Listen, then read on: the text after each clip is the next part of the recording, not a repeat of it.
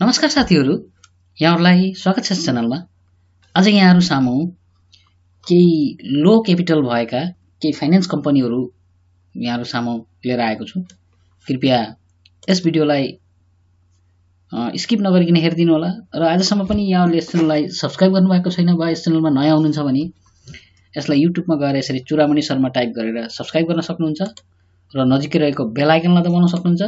त्यसपश्चात नोटिफिकेसन नगएर यसरी अल दबाउन सक्नुहुन्छ ताकि कुनै पनि भिडियो हामीले यहाँबाट अपलोड गर्ने बित्तिकै यहाँहरुलाई स्वतः नोटिफिकेसन प्राप्त हुनेछ र यहाँहरुले शेयर बजार सम्बन्धी लेटेस्ट नयाँ भिडियोहरु हेर्न पाउनुहुन्छ। यसैगरी भिडियो राम्रो लगे कृपया कमेन्ट गर्न नभुल्नु होला। कमेन्ट गर्नुभयो भने हामीले चाहिँ यहाँहरुको जिज्ञासाको प्रत्युत्तर दिने जमर्को गर्नेछौं भन्दै आजको विषयवस्तुतिर लाग्न चाहन्छु। यसैगरी आज सबभन्दा पहिलो टप लो कैप फाइनान्स मध्येमा पहिलो गोर्खा फाइनान्स कम्पनी लिमिटेड रहेको छ। गोर्खा फाइनान्स लिमिटेड कम्पनीमा यसको पब्लिक शेयरमा कुन 50% का प्रमोटर होल्डिङ रहेको छ भने पब्लिक होल्डिङ रहेको छ भने प्रमोटर होल्डिङमा 51% को प्रमोटर होल्डिङ रहेको अवस्था छ।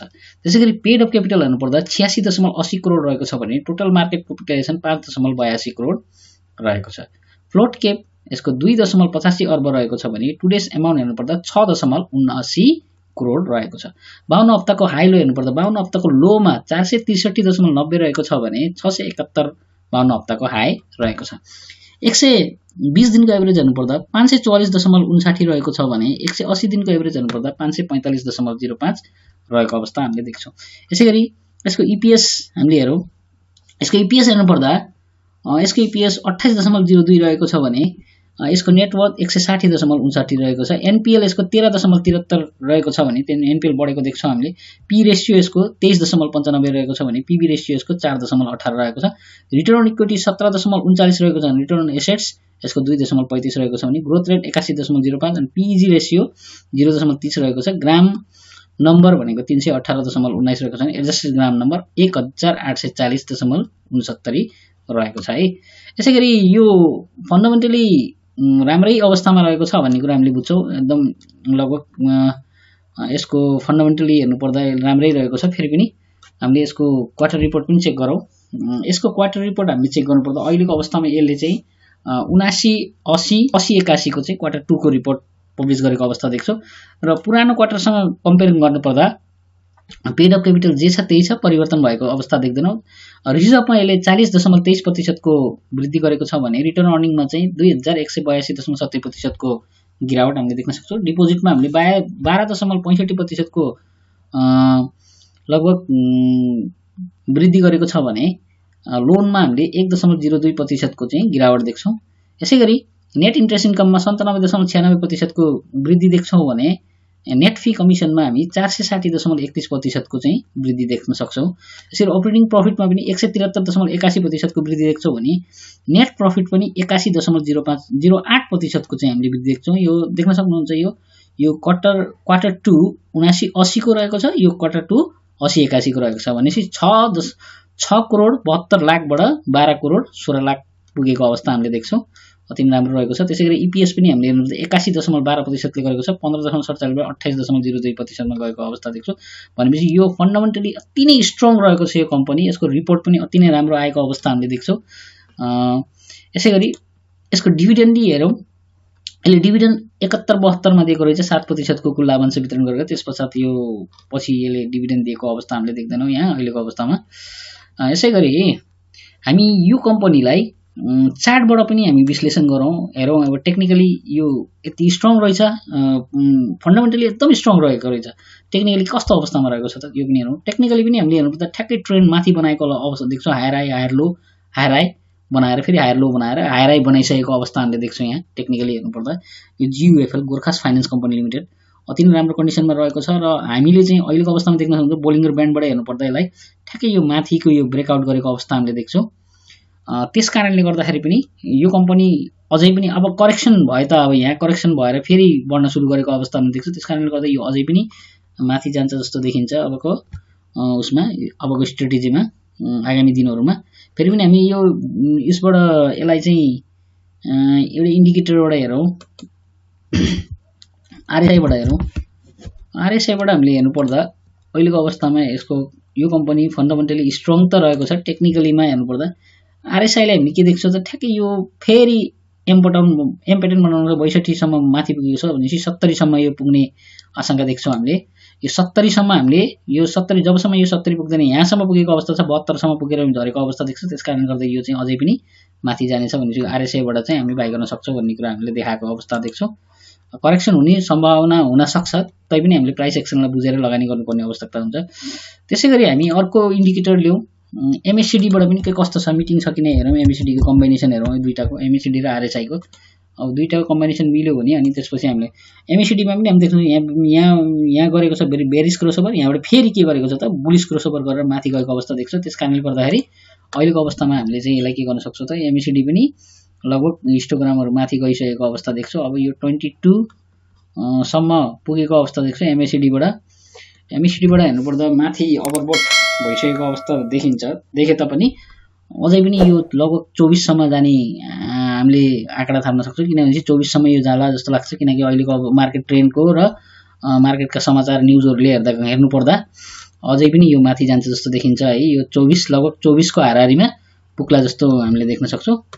त्यसैगरी अर्को स्टक लियौँ हामी। अर्को स्टक हाम्रो रहेको छ मञ्जुश्री फाइनान्स कम्पनी लिमिटेड। यसको पनि हेरौँ पब्लिक शेयरमा यसको हेर्नुपर्दा 49% को शेयर रहेको छ भने यसैगरी प्रमोटर शेयरमा 51% को शेयर रहेका छन्। त्यसैगरी यो पेड अफ क्यापिटल हेर्नुपर्दा 1.35 अर्ब रहेको छ भने टोटल मार्केट क्याप 6.96 करोड अर्ब रहेको छ। फ्लोट क्याप यसको 3.41 अर्ब रहेको छ भने टुडेस एमाउन्ट हेर्नुपर्दा 94.82 लाख रहेको छ। यसैगरी 52 हप्ताको हाई लो हेर्नुपर्दा 413.20 52 हप्ताको लो रहेको छ भने 571 52 हप्ताको हाई देख्छौँ। 120 दिनको एभरेज हेर्नुपर्दा 517.68 देख्छौँ भने 180 दिनको एभरेज हेर्नुपर्दा 514.98 हामीले देख्न सक्छौँ है। यसैगरी यसको फन्डामेन्टली पनि कन्डिसन हेरौँ। यसको डाइरेक्ट क्वार्टर रिपोर्टबाटै हेरौँ सबै कुराहरू हामी एकैचोटी।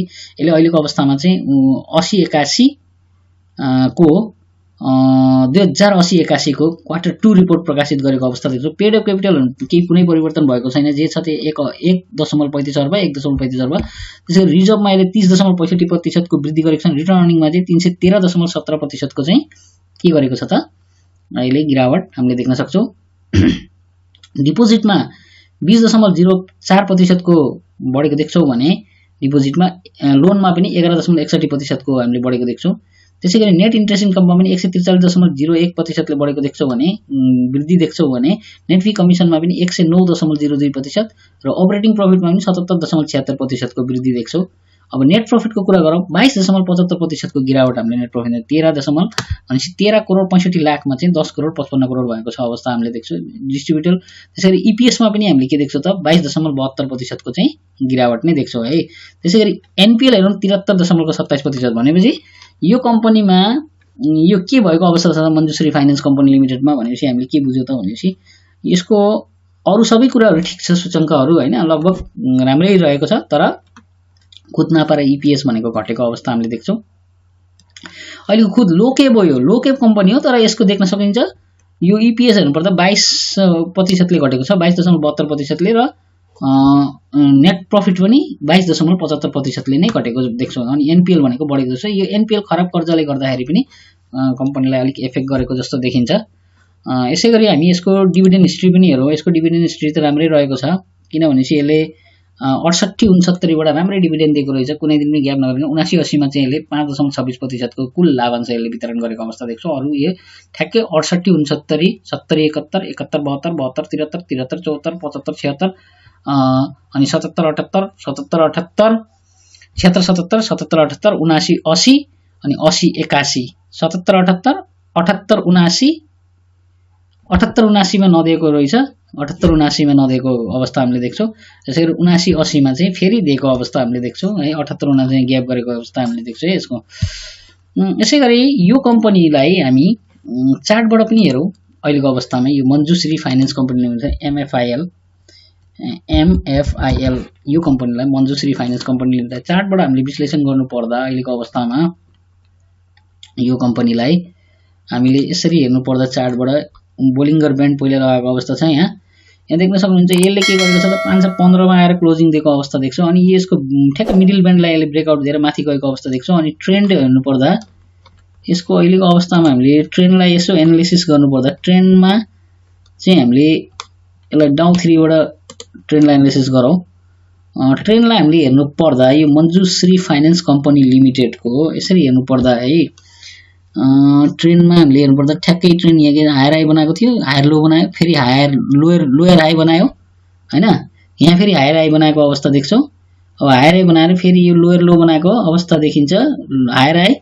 अनि यहाँबाट चाहिँ ट्रेन्डको चाहिँ कुनै टुङ्गो लागेको अवस्था देख्दैनौँ हामीले। फेरि करेक्सन फेस आएको देख्छौँ हामीले। यहाँबाट करेक्सनबाट यहाँ लोयर ब्यान्डलाई पनि ब्रेकआउट दिएको अवस्था थियो, फेरि पनि अहिले गएर के गर्छ माथि जान थालेको छ भन्ने कुरा पनि।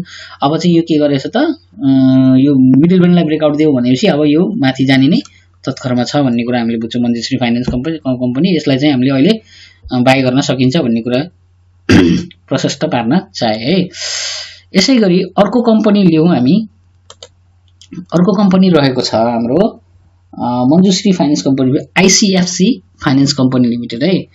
आइसिएफसी को पनि हामीले हेर्नु पर्दा 49% को पब्लिक होल्डिङ रहेको छ भने प्रमोटर होल्डिङमा 51% को पब्लिक होल्डिङ रहेको छ। त्यसै गरी पेड अफ क्यापिटल हेर्नु पर्दा 1.1 अर्ब 18 करोड रहेको छ भने टोटलमा 5 अर्ब 83 करोड रहेको छ। त्यसैगरी फ्लोट क्याप 2 अर्ब 86 करोड रहेको छ अनि टुडेस अमाउन्ट 63 लाख 47 करोड रहेको छ। त्यो 47,000 रहेको छ। 52 हप्ताको हाई हेर्नु पर्दा 395, 52 हप्ताको लो रहेको छ भने 541.70, 52 हप्ताको हाई रहेको छ।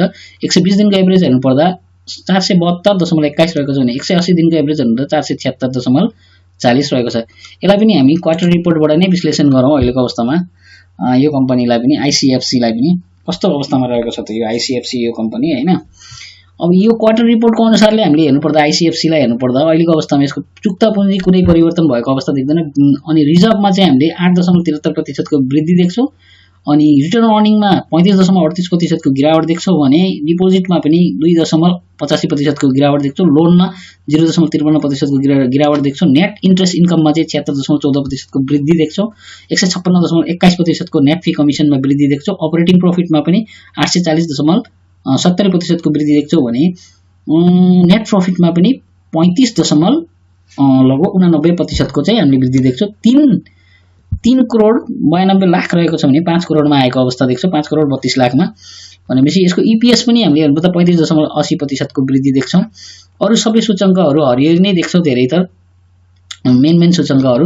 त्यसकारणले गर्दा क्वार्टर रिपोर्ट अनुसार चाहिँ अति नै राम्रो फन्डामेन्टली स्ट्रङ कम्पनी रहेको अवस्था हामीले देख्छौँ। यसलाई यो कम्पनीलाई ईपीएस पनि लगभग 8 मा आएको अवस्था देख्छौँ। 8 दशमलव बढ्दै गरेको अवस्था देख्छौँ। त्यसकारणले गर्दा यो कम्पनी स्ट्रङै रहेको छ जस्तो स्ट्रङ नै रहेको छ है यो। त्यसैगरी यसको डिभिडेन्ड हिस्ट्री पनि हेर्नु पर्दा यसले 70 71 71 72 72 73 73 74 74 75 75 76 76 77 78 78 79 77 78 78 79 अनि 79 80 सम्म भनेपछि कुनै वर्ष पनि ग्याप नगरिकन कन्टिन्यू दिएको रहेछ। 78 79 79 80 मा चाहिँ यसले 6.55% को नगद लाभांश मात्रै वितरण गरेको अवस्था हामीले देख्छौँ। त्यसैगरी यो कम्पनीलाई पनि हामी आइसिएफसी लाई पनि हामी चार्टबाट विश्लेषण गरौँ।